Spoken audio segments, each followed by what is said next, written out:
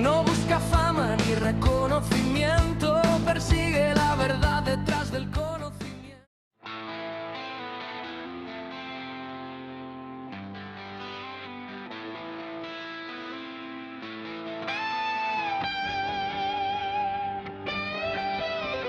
Esto es Cava Up, el punto de encuentro de la industria del agave, tequila, mezcal e innovación mexicana para el mundo. Encendidas, humo en el salón, una copa en la mano.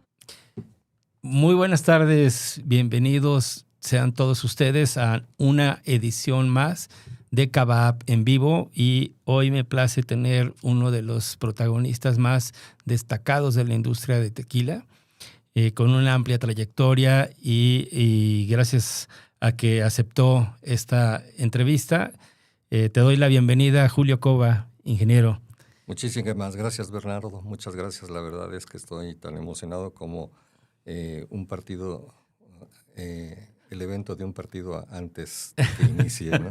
Ya que estamos a hablar del Mundial. Temas del Mundial, sí. Sí. Julio, te estaba invitando desde hace tiempo y quería platicar contigo porque me interesa conocer cómo ha sido tu trayectoria en tus inicios y después que nos platiques cómo fueron los inicios también del Consejo Regulador del Tequila.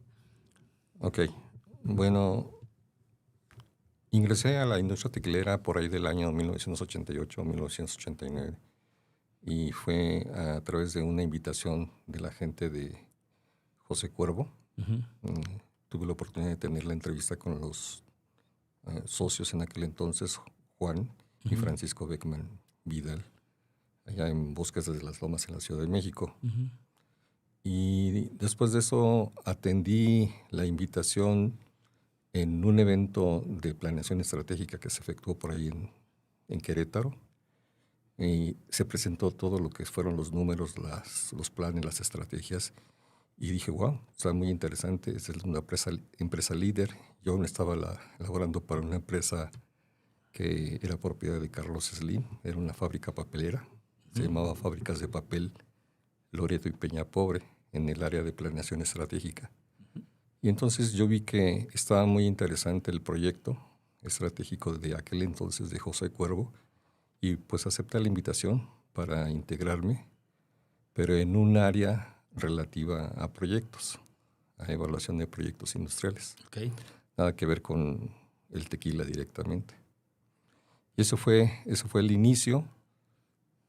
Trabajé para esta organización aproximadamente 4 años. Y bueno, se dieron las circunstancias de que se fue en aquel entonces de la organización de José Cuervo como director de operaciones a un conocido tuyo y mío que se llamaba Jorge Camacho. Uh-huh. Uh-huh. Y con él, ¿cómo empezaron a trabajar? ¿En qué áreas te tocaban a ti? Ok. Originalmente quien me contactó y a quien iba yo a reportarle en aquel entonces era un personaje que ya también desafortunadamente ya falleció. Uh-huh. Él también lo recordará, se llamaba Enrique Legorreta. Ok. Uh-huh. Y Enrique Legorreta fue ingeniero químico, uh-huh. Uh-huh, de una generación antes que yo. O sea, él salió de la universidad antes que yo, de la misma universidad. Y con él aparentemente iba a ser mi contacto, mi punto de entrada. Uh-huh. Pero resulta que en esa reunión de planeación estratégica que te comentaba de Querétaro, definen que mi posición iba a reportar a Francisco Beckman Vidal. Okay. Y Jorge Camacho tenía mucha unión con Francisco. Okay. Uh-huh. Obviamente, Enrique Legorreta tenía un acercamiento mayor con su cuñado, okay, que era Juan Beckman. Sí. Para mí fue muy difícil el ingreso a esta organización porque estaba en un punto donde... Dos amos. Sí. Enrique y Jorge, ¿no? Entonces cuando llegué, Jorge, a mí me asignaron una oficina preciosa en la calle en Pablo Neruda, en Providencia, okay, nuevecita. Sí. me asignaron para no distraerme de las cuestiones operacionales en el tema de proyectos. Resulta que en ese entonces Jorge Camacho creía que yo era muy amigo de Enrique Legorreta, y luego Enrique Legorreta creía que era yo muy apegado a Jorge Camacho por el tema de que le reportaba muy frecuentemente a Francisco Beckman. Entonces sí, hubo un momento en que me quedé como un par de meses en el limbo, ¿no? Okay. Bueno, sí tenía una asignación de proyectos, pero no sabía a quién reportar. Sí. Fue un poquito complicado, pero fue interesante porque al final de cuentas Jorge Camacho, como director de operaciones, me dice, bueno, intégrate conmigo. Enrique Legorreta estaba como director de planta, y entonces, bueno, ya no hubo oportunidad de trabajar muy cercanamente con Enrique. Enrique Legorreta es pariente cercano de los de Leiros, ¿no? Sí, de hecho, la palabra Leiros sí, es Legorreta. Es Legorreta y Rosales. Y Rosales, así es correcto. Sí. Así es. Y después de este inicio, ¿cómo fue tu trayectoria en la industria? Mi trayectoria en la industria fue muy interesante porque créeme que para mí José Cuervo fue una escuela muy grande. Claro. ¿No? En un momento de la organización, los hermanos se separan y entonces a mí me dicen, bueno, ¿te quieres quedar realizando proyectos para el hermano, Francisco, o te quedas con Cuervo? Entonces, no, pues me quedo con Cuervo, ¿no? Pero ya no había cabida de muchos proyectos y de pronto casualmente hubo una situación en donde yo tuve que asistir como bombero a una planta que estaba ubicada en Panzacola, Tlaxcala, cerca de Puebla. Okay. La empresa se llamaba B. Gallardo. Okay. B de Beckman, Gallardo, por el papá, sí. el padre del Francisco y Juan Beckman Vidal. ¿Y ahí fue muy interesante, porque ahí fue el parteaguas para el conocimiento de la industria de las bebidas para mí. Ahí aprendí a ver cómo se producían los vodkas, ginebras, whiskies, rones, cómo se envasaba el amaretto, cómo se envasaba el ron Appleton, o sea, muchísimas marcas propiedad de José Cuervo en aquel entonces.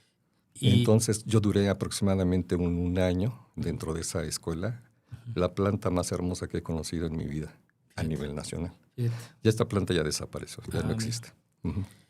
Y ahí, ¿eras tú el gerente de operaciones? ¿O era el gerente de la planta. El gerente de la planta. Originalmente nada más iba por un espacio de un par de meses. ¿Y te quedaste? Me quedé pues casi un año, exactamente, sí. Y de ahí...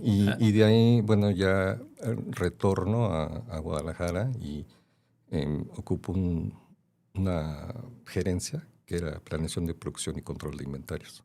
Muy interesante porque tenía contacto con las plantas productoras, con el departamento de ventas y marketing en Ciudad de México. Entonces viajaba muchísimo, tanto a las plantas como a donde estaba el mercado, ¿no?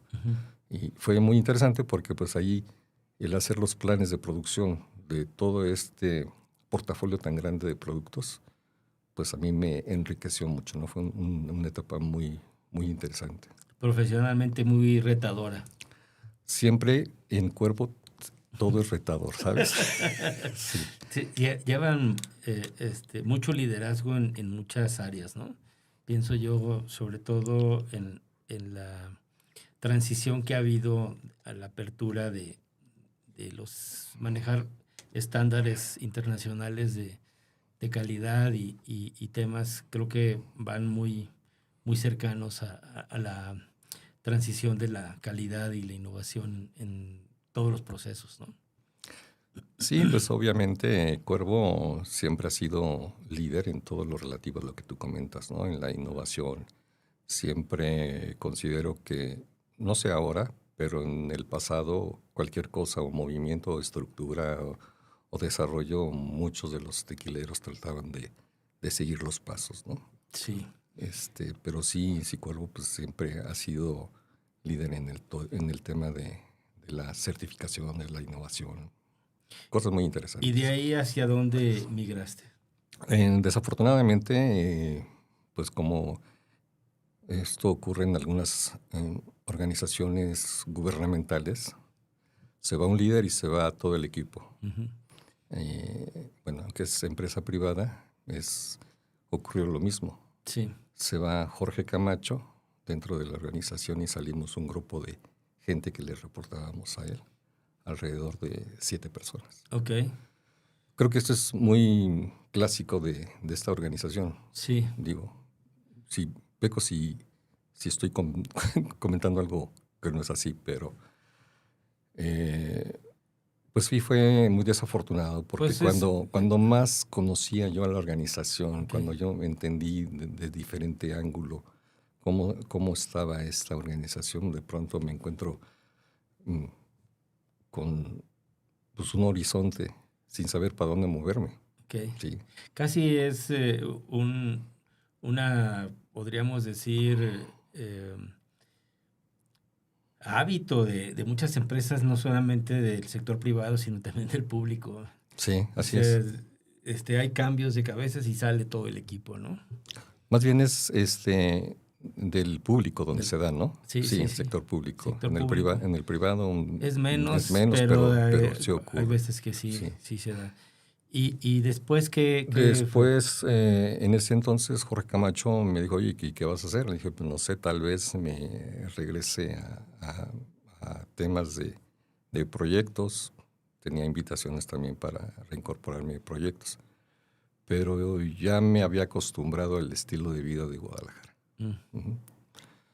Y de pronto me dice, oye, fíjate que hay un proyecto en donde se pretende crear un organismo descentralizado y es un consejo regulador de tequila. Uh-huh. Y dije, bueno, pues no tenemos trabajo, ¿verdad? Sí.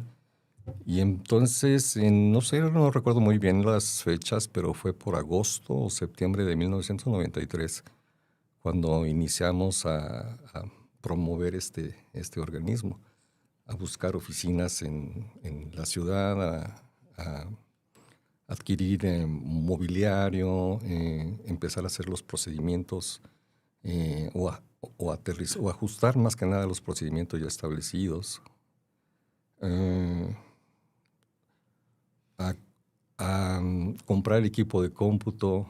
Sí. Utilizamos los equipos de cómputo personales que teníamos en aquel entonces Jorge y yo, que habíamos adquirido recientemente en la organización, y a contratar el personal del CRT, que recuerdo que eran aproximadamente como 10 personas.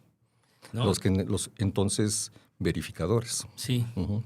De hecho, para la gente que está fuera de la industria, el Consejo Regulador, digamos que es el organismo, si lo viéramos en una república, es el ejecutivo, el que vigila, certifica y revisa con análisis de laboratorios los lotes de las producciones de las diferentes fábricas de tequila, además de dictaminar las fábricas, ¿verdad?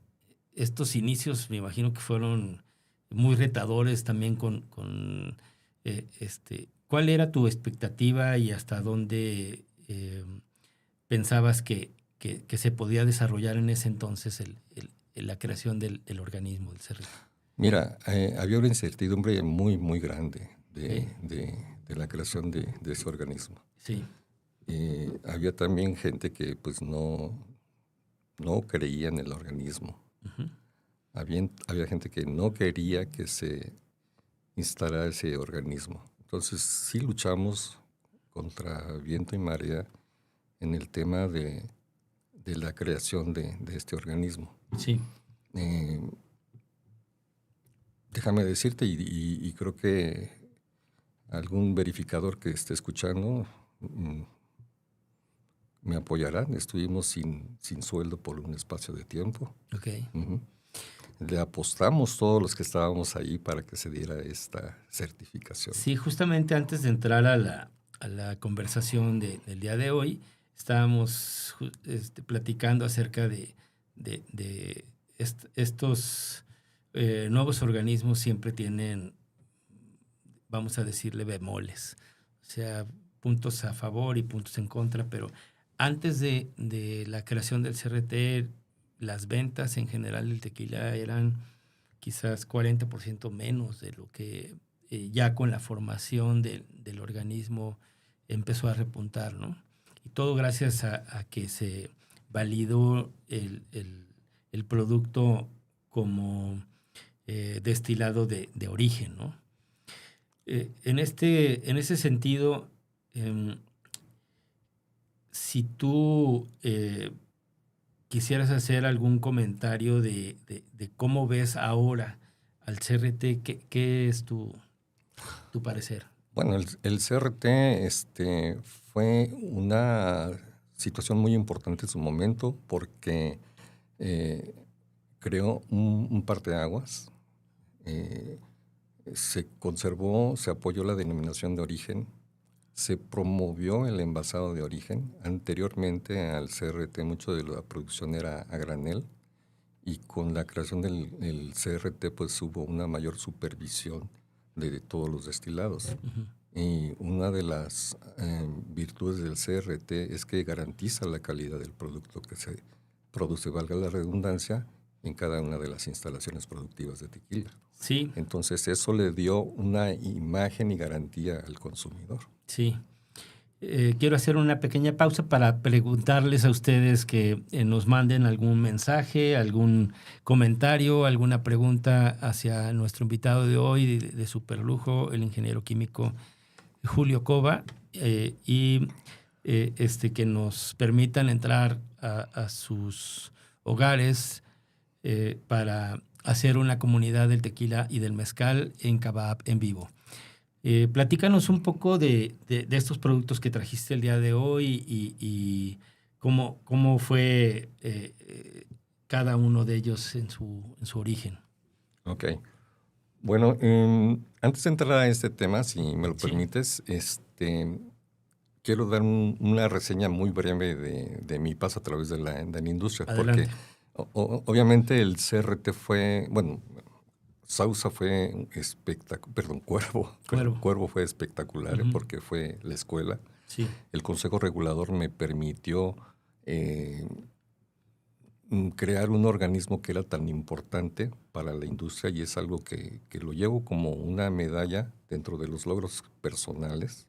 Digo, dentro de la industria es un logro muy importante, pero para mí es un logro muy, muy importante porque de no existir nada, ahora lo vemos, es un organismo con amplia trascendencia internacional. Muy consolidado. Y han hecho muy buena labor la gente que ha estado en el CRT. Sí. ¿Mm? Sí, pues simplemente el prestigio del tequila se ve en la presencia a nivel global, ¿no? Y se ha tomado de referencia en el organismo que se llama Origin, uh-huh, ¿verdad? Uh-huh. En donde el CRT ha sido el escritorio a nivel global de todas las bebidas con denominación de origen. Sí, han hecho una labor muy, muy, muy importante a través de, no sé, más de 1994 fue cuando se obtuvo la medalla, digamos, de parte del gobierno. Y de ahí, ¿quieres hacer alguna otra? Sí, pues básicamente comentarte que por una cláusula dentro del CRT yo no podía permanecer en el mismo porque tenía yo nexos anteriores con la industria. Entonces tendría que ser un organismo independiente, ¿no? ¿Y tu rol ahí cuál era? Mi rol ahí era como, todavía conservo una credencial que dice jefe de verificación, pero realmente mi rol era como administrar todas las operaciones, ¿no? Okay. Sí, pero como algo distintivo dentro de la posición en la organización era eso, jefe de verificación. Y me voy a una anécdota muy importante. Los dos primeros verificadores, que ahora son supervisores, uno de ellos fue Floriberto Miguel y otro chico Rodríguez, que ahora es director de Patrón, Floriberto Miguel fue el comisionado técnico por muchos años, y ellos dos fueron los dos primeros verificadores que asistieron a una verificación en una población muy pequeña, en Santo Tomás. Okay. Y fue al azar. Fue muy interesante que, fíjate, a través de todo el tiempo, esos dos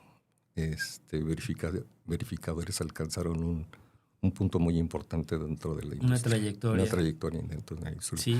Bueno, de ahí me voy, ya no podía trabajar en el Consejo Regulador. Me invitan a una empresa que se llama Tequileña, con Enrique Fonseca, a quien le agradezco, le mando un gran saludo. Él fue el que me enseñó a realmente empezar con el tema del tasting. Es un excelente catador. Y bueno, empecé mis pininos en producción, ya directamente las 24 horas. Digo las 24 horas porque dormía en la parte superior en un departamento y en la parte de abajo estaba en mi oficina.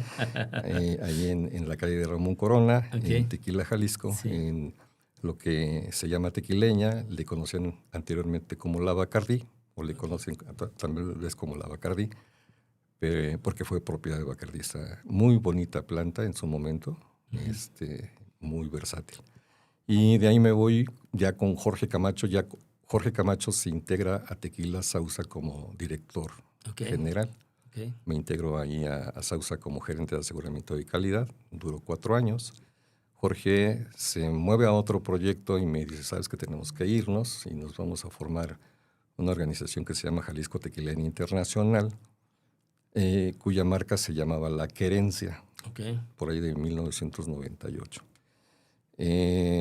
Nos pasan muchas situaciones. Jorge se va, yo también ya me voy. La marca no funcionó. En este caminar. Sí, la marca por X razones no funcionó. No voy a entrar a detalle en el tema, más que nada para acortar la conversación. La trayectoria. Sí. Y de ahí, bueno, me voy a la Ciudad de México, pero ya a un esquema comercial. A través de una organización, una comercializadora que arrendaba isocontenedores. ¿Sí sabes qué es un isocontenedor? Es el que es como... Es un tanque cilíndrico. Tanque ¿sí? Como el de la combustible, ¿no? Sí, pero con sus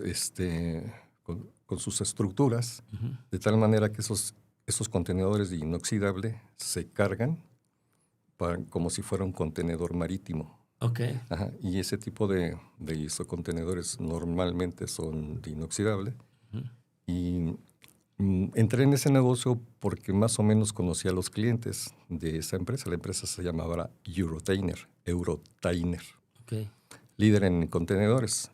Y le rentaba contenedores a Cuervo, a Sauza, a Domecq, en fin, a toda la industria alcoholera.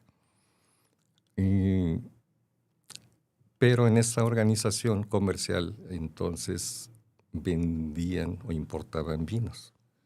Y ahí aprendí una cosa muy interesante. El arte del buen beber, los vinos. Importábamos vinos de Alemania, Lieferung-Milch, el Oppenheimer, vinos de Francia, de Italia, de España. Y como comercializadora me correspondía hacer la labor de venta. La labor de venta de los contenedores, la labor de venta de los vinos en las grandes superficies. Sí. Y en los grandes mayoristas. Y aprendí un montón ahí en el tema de los vinos. Me imagino. No tienes idea. Me imagino. Sí. Estando ahí yo, para esto déjame decirte que ya se había construido la fábrica que producía Tequila La Querencia. Y es muy largo de platicar, pero quien se queda a la cabeza de esta organización, pasado el tiempo, porque eran 10 socios los que estaban involucrados, es el licenciado Francisco Beckman. Y en alguna ocasión me encuentro a Francisco Beckman Jr. en el aeropuerto y me dice, oye, ingeniero, ¿y qué haces ahora? No, pues yo vivo en la Ciudad de México. Viví solamente 1 año. Y me dice, oye, ¿sabes que no te gustaría integrarte otra vez a la industria tequilera? Ok.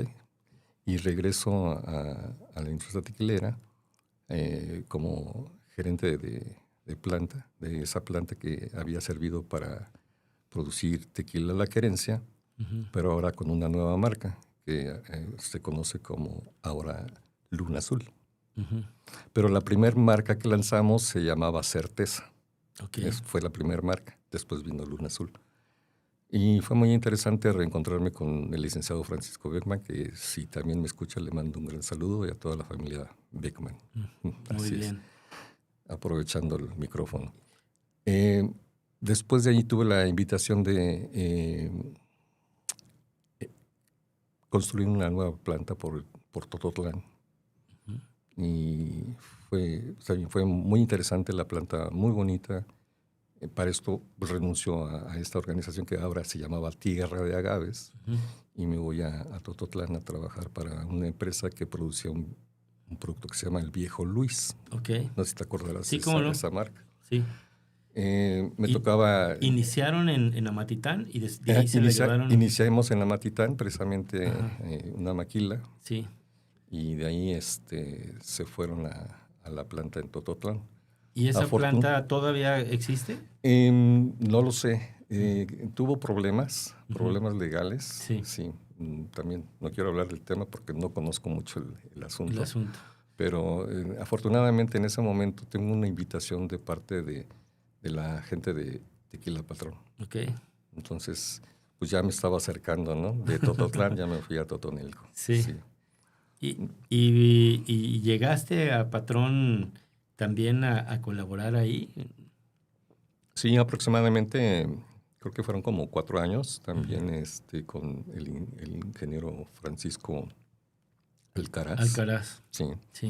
Y ahí tuve la oportunidad de trabajar con él en tres plantas que estaban ahí, mi propiedad de Patrón, ¿no? Como gerente de planta. Muy bien. Entonces también fue una experiencia muy interesante en el momento en que Patrón crecía, ¿no? De ser una marca aspiracional, de una marca de un buen precio, buen producto. Sí. También empezamos con todo lo que eran los sistemas y procedimientos para ir hacia las mejores certificaciones como ISO 9000, ISO 14000, en fin. Entonces fue también muy intenso el trabajo ahí. Muy retador. Sí. ¿Y de ahí qué fue posterior? Me invitó, a lo mejor sí lo conociste, a un personaje muy, muy interesante. Él era propietario de Cuadra de Caballos. Okay. Armando Salazar Machado. Y su papá era el dueño de una aseguradora. Una aseguradora muy, muy fuerte que aseguraba creo que a todos los maestros de la República. Entonces es un súper negocio, ¿no? Sí. La empresa se llamaba Magistral. Okay. Y entonces, en ese momento, Armando se inquieta por crear una marca y una fábrica. Entonces me invita, me voy de Totonilco, me voy a Guadalajara, Tequila, porque tenía que estar viajando para los lugares, a crear una nueva planta. La empresa se llama Agave Conquista y la marca se llamó 1519. Okay. No pasó mucho por ahí, fueron muchos esfuerzos, muchas cosas, pero finalmente no hubo una trascendencia en la marca. La planta es de lo más hermoso que puedas ver. Sí, la conozco. Tengo el privilegio de haber estado ahí. Qué bien. Sí. Entonces, bueno, de ahí, pues resulta que ya veía cosas que no estaban funcionando. Ya no estábamos en la misma sincronía, Armando y yo, y decidí, pues, retirarme, ¿no? Sí. Y tuve un año sabático en donde tuve la oportunidad de irme a conocer Oaxaca, Michoacán y Guerrero. Y fue por un tema en donde me invitaron para dar como seminarios de buenas prácticas de manufactura. Ujú. Muy bueno los productos, pero les falta en algunas, no en todas, en algunas plantas les falta temas de inocuidad, ¿no? Sí. Nos están mandando saludos José de Jesús Aceves, dice Juan Bernardo e Ingeniero Cova, un gran gusto saludarlos. Gracias por compartir sus comentarios, conocimientos, mil gracias, espero verlos pronto. Y Víctor Hugo Navarro también dice saludos, Juan Bernardo. Francisco dice, Julio, ¿el CRT tiene métricas públicas de verificación, tipo auditorías y muestreos por lote? Sería útil ver como un pizarrón para entender qué tan robusto es el control. Pues eso yo creo que le compete más al CRT, Al interno. ¿no? Al interno, Es sí, interno. sí, exacto. Y Arturo dice, oigan, ¿y el impacto ambiental entra en el radar del CRT o es otro frente? Porque si hay trazabilidad podría incluirse el agua, la energía y los residuos sin complicarlo mucho. Pues el CRT también, digo, no es la misión fundamental de ellos, pero también han tratado de apoyar a través de comités estos temas, ¿no? Sí, el CRT, nomás para aclararlo con la audiencia, tiene 3 objetivos principales. El primero es auditar, verificar y contar con métodos de comprobación que los productos cumplen con la norma del tequila. Hasta ahí es el alcance. Todo lo demás no está señalado en la norma y por ende no le compete. Si el CRT es tan estricto, ¿por qué todavía se ve tequila chafa en algunos eventos? No lo digo por pelear, solo para entender dónde se rompe la cadena, dice José. A ver, ¿cuál es tu comentario? Porque yo tengo el mío. Pues fíjate que, perdón, ahora en este caso quisiera yo pasarte la pelota. Bueno, yo te pienso... cedo el balón en este momento del Mundial. Yo pienso que definir un producto como chafa o no es de gustos. Cada persona tiene una historia gastronómica, culinaria, personal, y un tequila puede no favorecerle en el gusto con respecto a otro. Pero si pasaron las verificaciones y certificaciones del CRT, no se puede descalificar tan fehacientemente. Esa es mi postura, ¿verdad?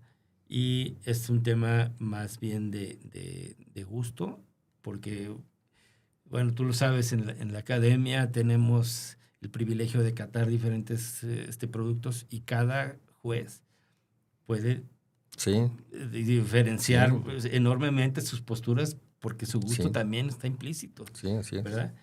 Roberto dice, Julio, suena súper aterrizado. Se nota que domina el tema. Me está gustando mucho esta conversación. Saludos a ambos. Arturo dice, a mí me late que expliquen el proceso de inspección sin tanto misterio, porque uno compra por marca y ya, con datos claros, elegir tequila se vuelve casi ciencia, dice Arturo. A ver, ¿cuál es tu opinión?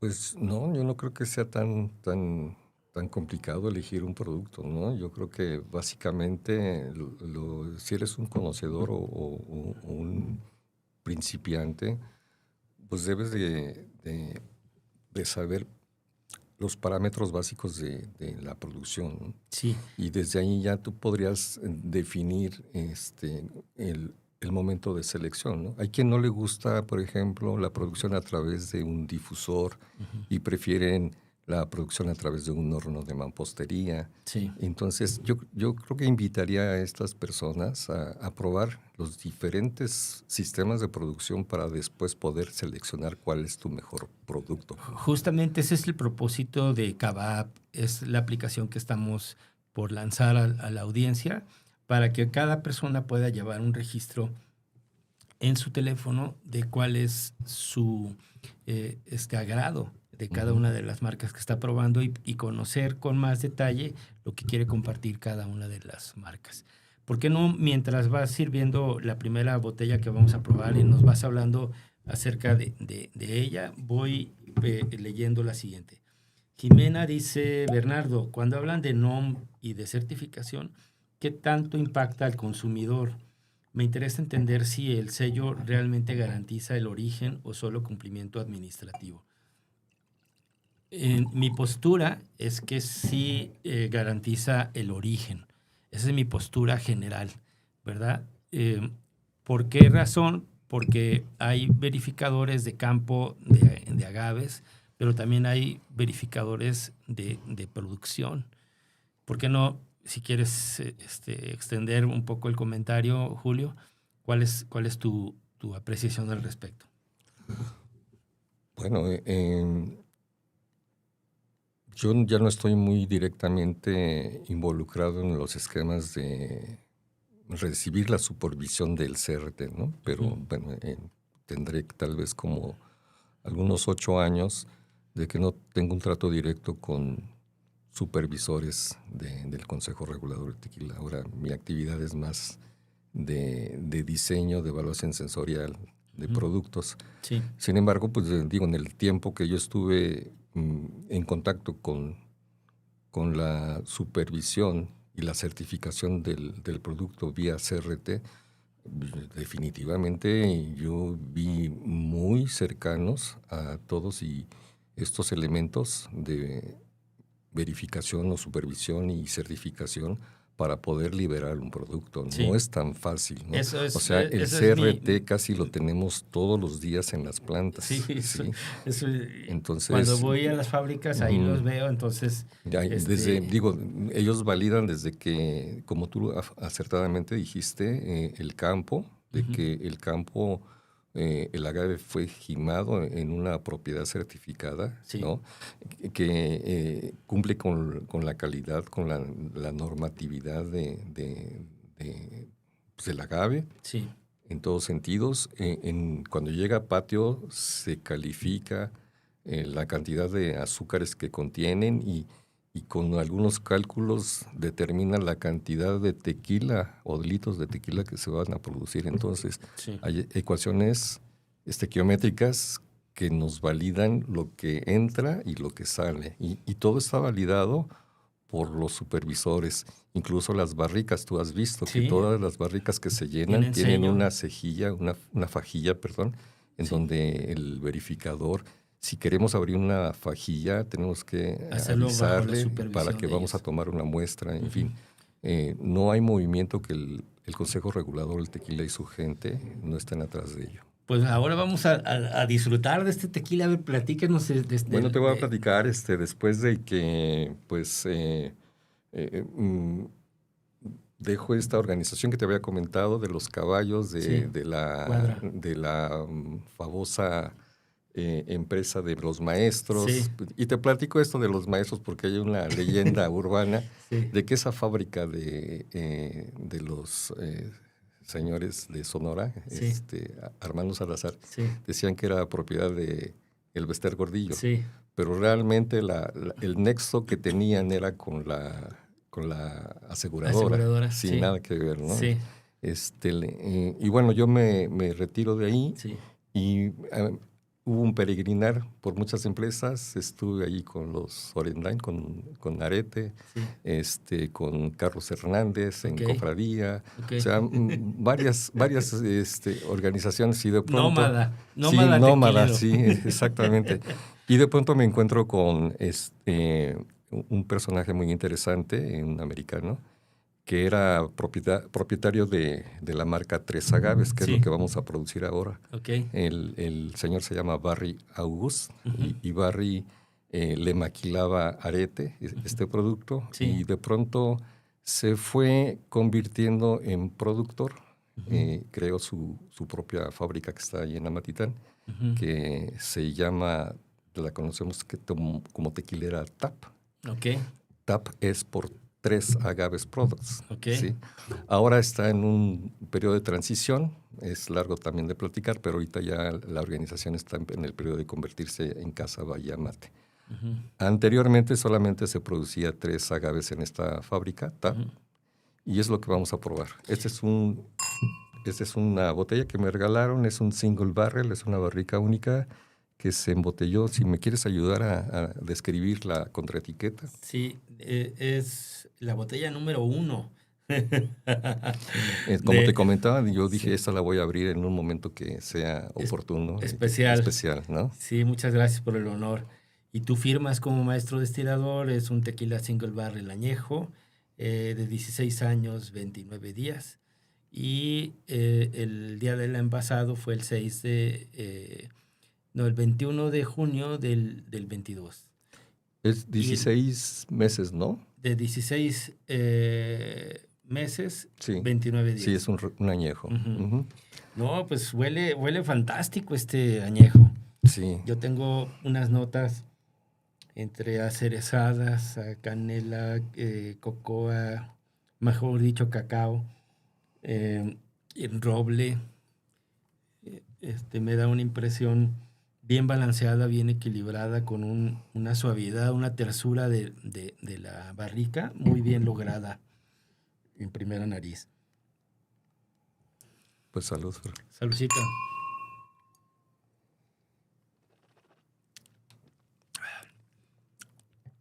Canela, está potente, mucha presencia, mucha personalidad del tequila.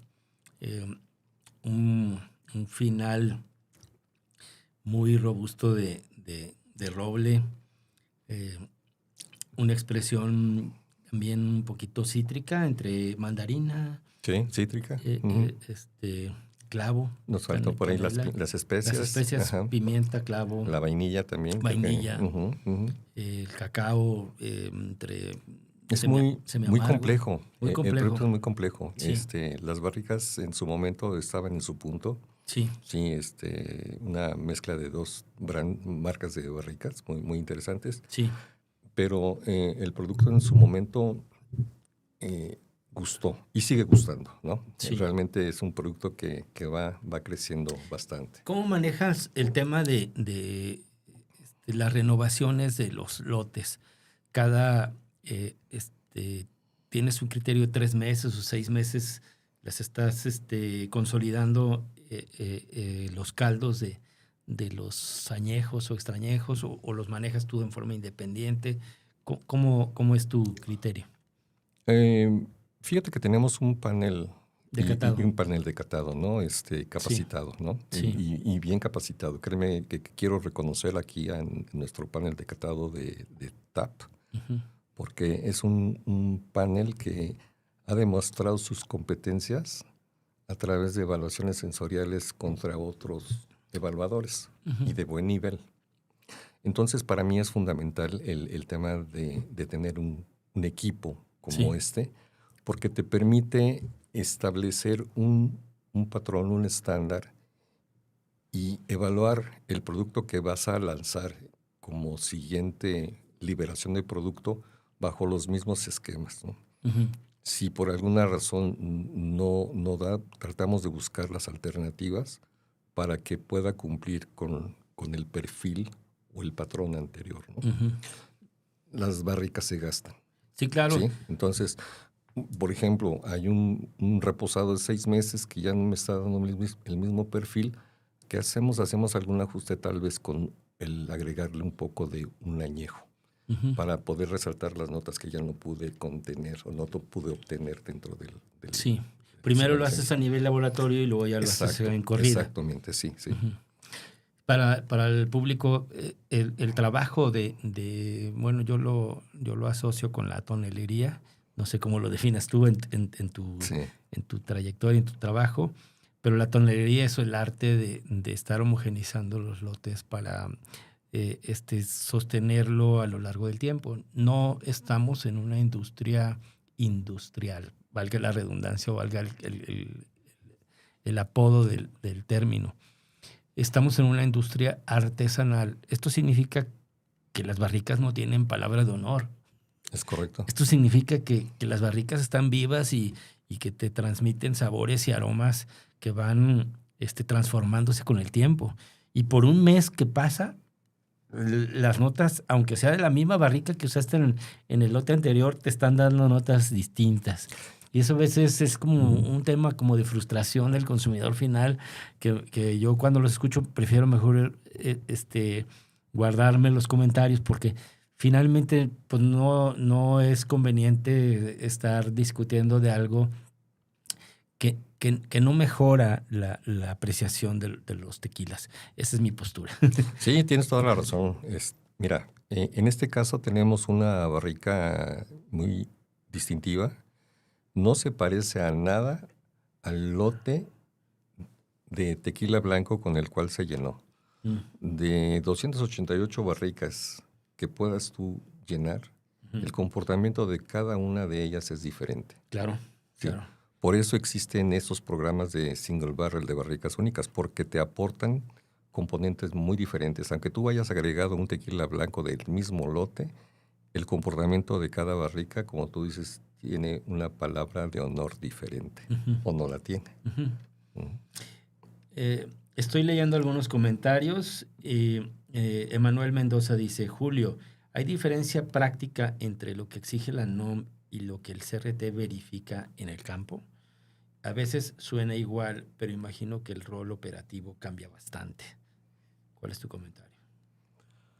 Mira, en temas de esta índole no quisieran hacer ningún comentario. Yo creo que me gustaría que tú lo comentaras si me haces el favor. Si quieres, vamos Yo saltando. Yo preferiría más enfocarme más a temas de producto que en temas de regulación de campo. Y de campo, y de sí. campo, ¿no? Exacto. Pues miren, mi experiencia es que la NOM es muy clara y también delimitante. ¿Qué significa delimitante? Que establece únicamente el criterio de que el agave tequilana Weber debe de estar dentro de la zona de denominación de origen y estando ahí ya es registrable. Y eso es aprovechable, independientemente en las condiciones en las que venga a cada fábrica. Ya cada fábrica tendrá los criterios de calidad para los diferentes productos que elabora y así se cumple los mandatos que vigila el CRT. Me parece perfecto. Muy buena. Erika dice, siempre he pensado que la denominación ayuda, pero luego ves botellas carísimas y dudas si pagas calidad o puro storytelling. Ahí sí quisiera contestar A esa ver, pregunta. échale. Mira, sí, la verdad es, tiene toda la razón, hay mucho storytelling en mucha... Es que estamos en una industria cultural sí. de destilados, donde Sí. la historia es parte fundamental del valor de los productos. Esa es mi apreciación. Sí. Pero hay storytelling enfocadas a la belleza de la botella, ¿no? Sí. Cuando realmente en el contenido no encuentras esa pasión, Sí. esa calidad de producto, ¿no? Sí. Y yo comparto mucho lo que me repites, el nombre de la persona que está haciendo el comentario, que me parece muy buen comentario. Hay productos con una alta calidad que... Erika. Créeme, Erika, que no se conocen. Uh-huh. Y tú y yo lo hemos vivido Sí. en las evaluaciones sensoriales, que de pronto dices, oye, Sí. ¿esta marca de quién es? ¿Quién la hace? ¿No? Sí. Sí nos ha tocado. Y Sí, hay claro. muy buenos productos. Claro. Y hay productos que pues, tienen una trayectoria de marketing impresionante, Sí. que pues no hay nada atrás de ello. Sí. Estamos Vamos hablando abriendo de la otra. La otra, claro que sí.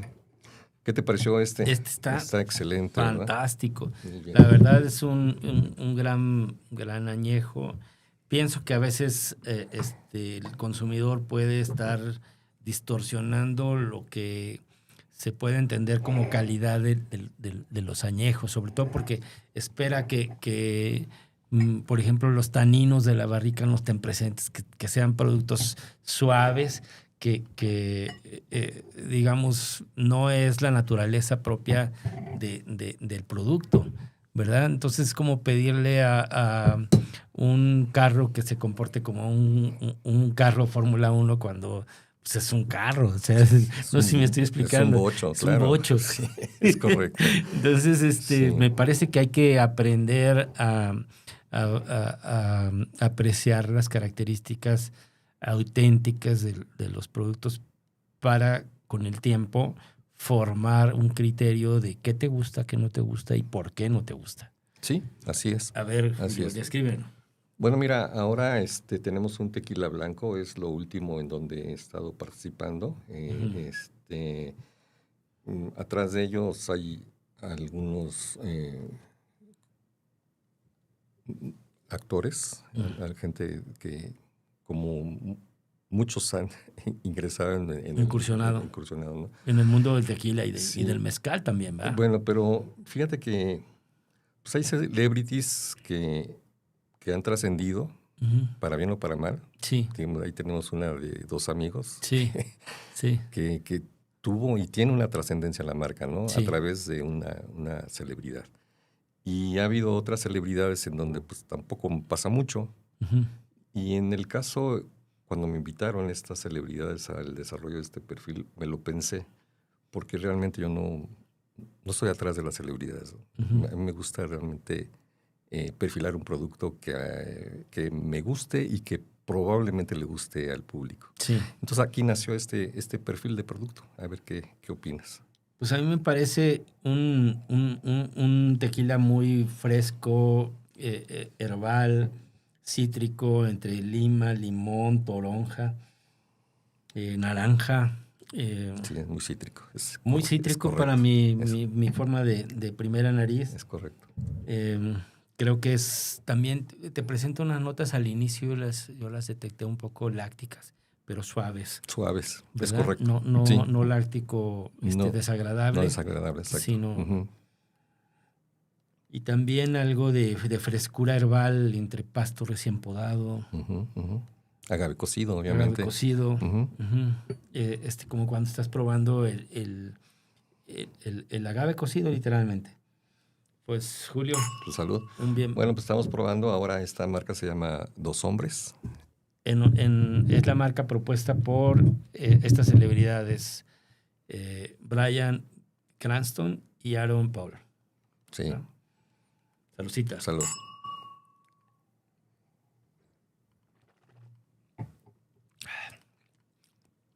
También muy fresco, cítrico, un final muy intenso al agave, pimienta, clavo.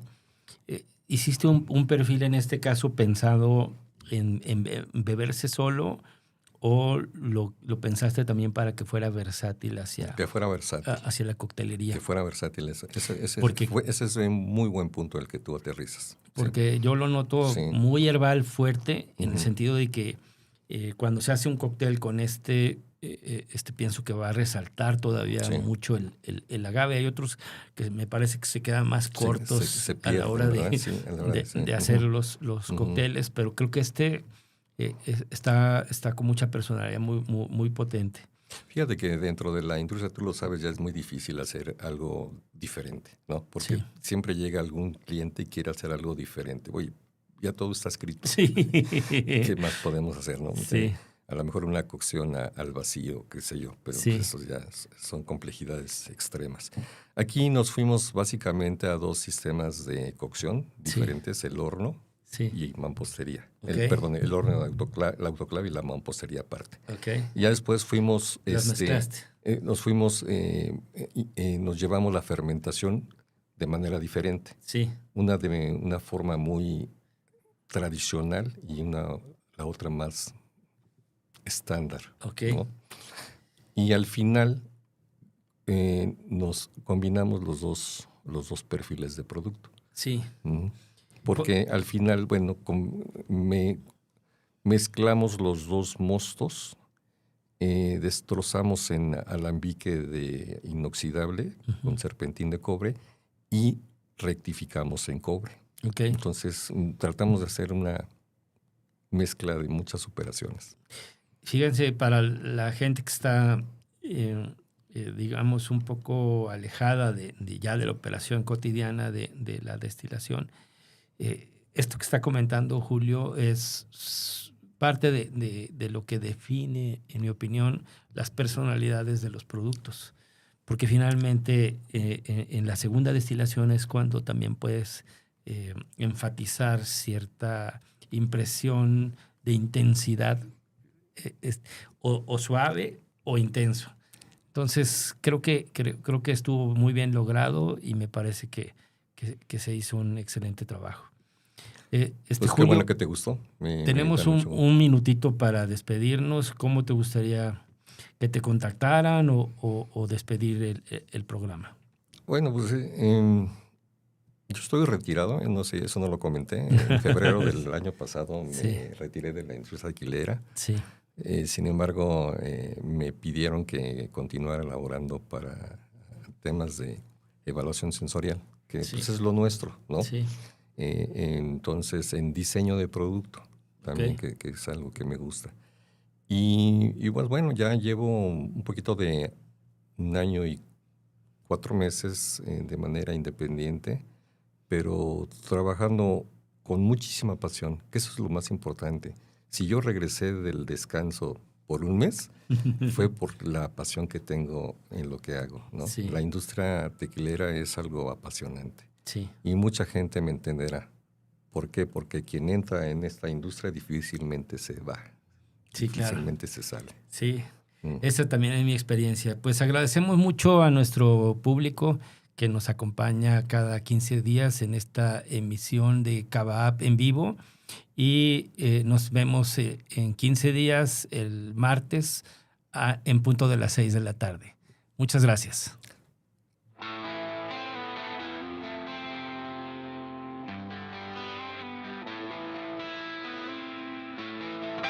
Esto fue Cava App, creando una comunidad global del tequila y el mezcal. Gracias por ser parte de esta conversación que fortalece nuestra industria y celebra nuestras raíces. Nos escuchamos hasta el próximo encuentro. Encendidas, humo en el salón, una copa en la mano y una conversación.